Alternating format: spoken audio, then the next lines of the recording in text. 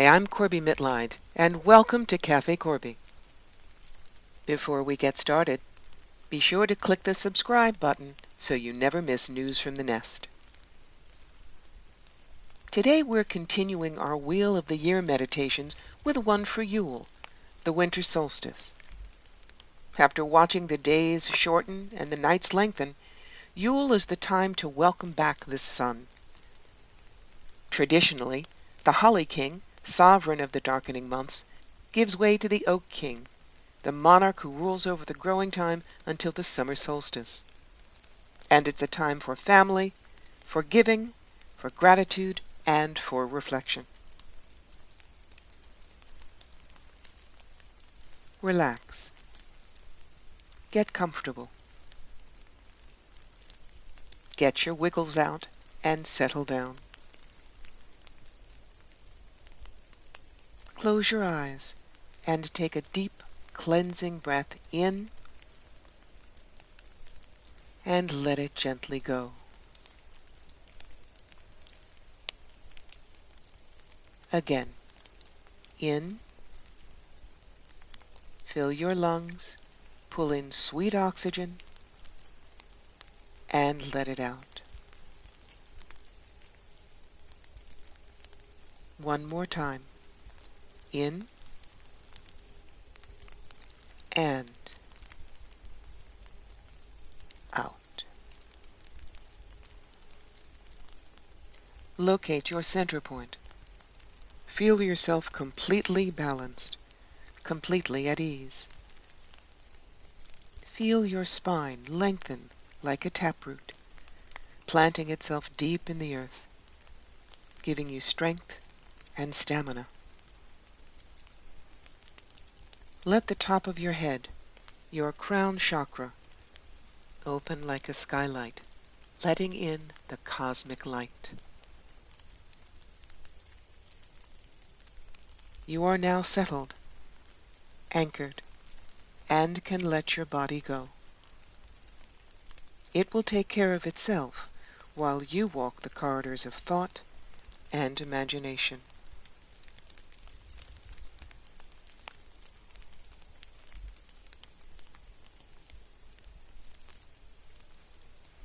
You are in the dark, a deep velvet shadowing, cold and silent. As you breathe in, you can taste the hint of snow on the wind, but you are warm, bundled up for comfort on a winter's night.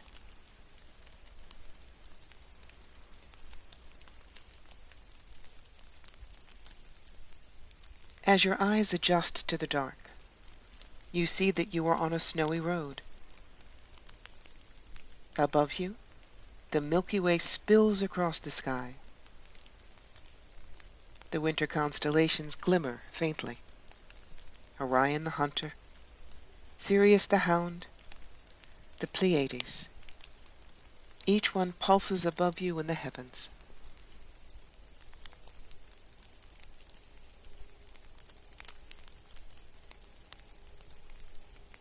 You walk, following the snowy path underfoot. Your boots crunch the brittle surface. Your breath fogs just ahead. Suddenly, the path opens to a crevasse. You can see a forest on the other side, and you know you must go there. But how to cross if there is no bridge? "Oh, it's there," rumbles a voice in your mind. You turn to see a tall man, solid of build, and with hair and beard frosted ice white. He is robed in deep crimson, with a fur cloak over his shoulders, held in place with a silver stag. His head is crowned in greenery. The smell of spruce and pine mingle with the sharpness of holly, its prickly leaves and bright berries threaded throughout. "This is the time of crossing," he says genially. "One part of the year to the next. But sometimes you mortals don't understand. You have to light your own way to the other side." He touches the lip of the chasm with a vine-twisted staff, and a bridge blooms in front of you, tiny lights showing you the railings and the wooden slats on which to walk. "Come," says the Holly King. "I can walk with you halfway at least." You start slowly, easily across the bridge, the Holly King at your side. It feels as if you walk for a long time.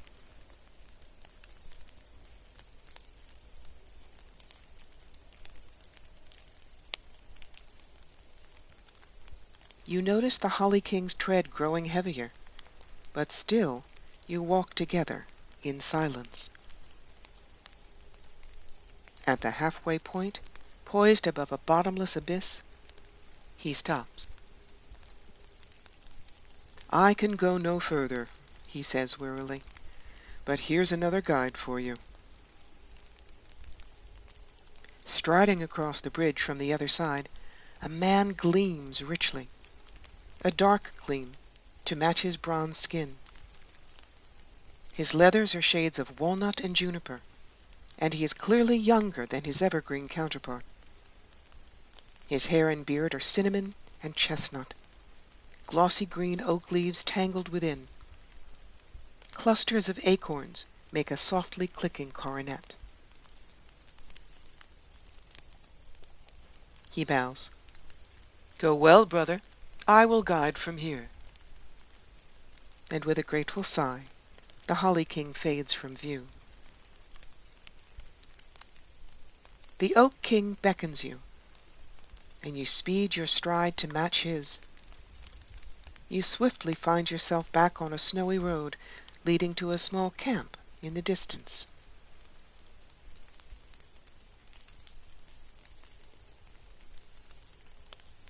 You enter into an oaken grove, leaves still verdant against the dark branches.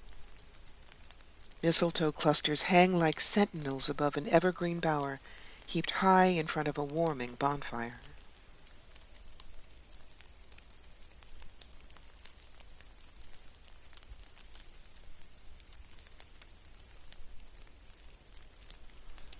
From the mistletoe tangles, phosphorescent eyes glow.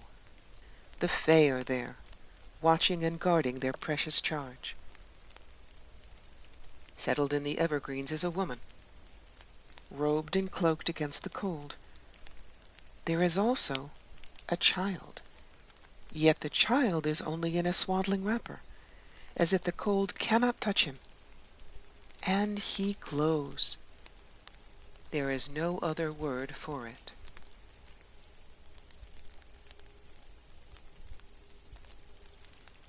His eyes open to hold yours. There is intelligence there, and joy, as if he knows how vital his life is for the world. It is the sun, reborn. One of the Fae shakes itself loose from its mistletoe bower and scuttles down the tree trunk. It hands you a fragrant cake and a steaming cup. It is wassail and gingerbread. The mug steams gently. The cake is warm in your hand. A bite, and the taste of spice and substance floods your mouth. A deep swallow of wassail, and the savor of cider and froth warms you to your toes. You settle by the fire near the Sun family, and talk of the year that has been. There have been both successes and challenges for you and yours. What is most important to tell them about the 12 months past?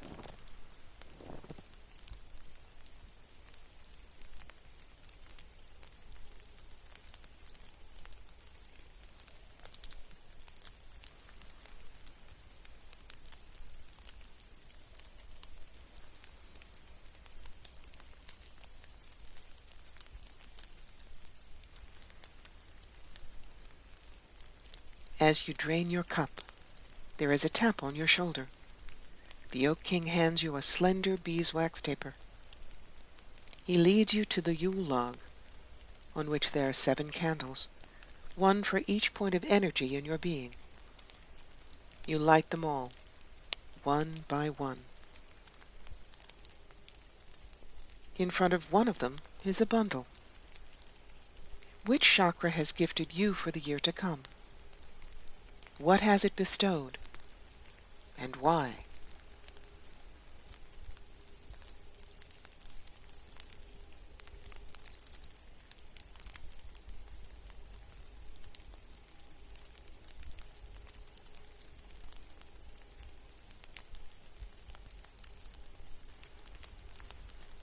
You realize that you had no idea there would be a gift giving on this journey. You wish that you had, and you feel a sudden weight in your pocket.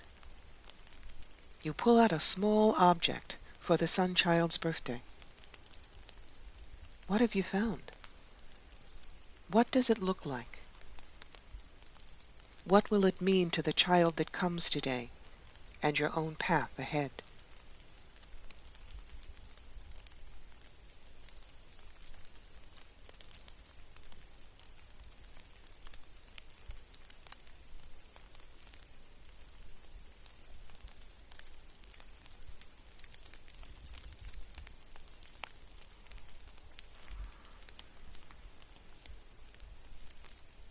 The Sun Child takes its gift and gurgles with delight. The Mother and the Oak King smile gently, their gazes conveying their thanks.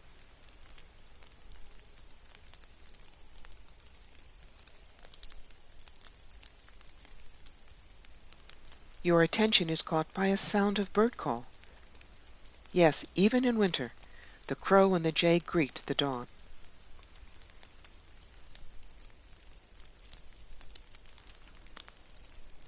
Faintly in the east, the deep dark is giving way to silver and rose, and a flashing comet takes its place as a morning star. The Oak King leads you back, over the bridge, and puts in your hand 3 acorns. "Plant these in the spring, when the soil is welcoming," he whispers. "Plant your wishes, plant your thoughts with them, and plant how you want to grow this coming year." A kind hand on your shoulder is his last benediction to you, before he fades in the brightening sunlight.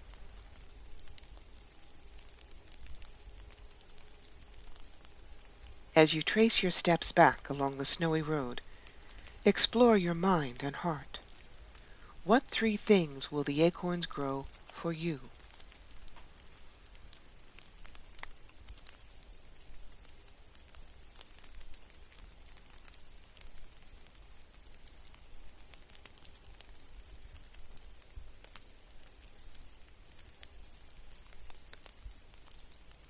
At last you see your dwelling, welcoming you. You find a stone seat by your door. Settle yourself, and gently watch the sun wash over you, over the land, and into your heart, blessing you for the year to come.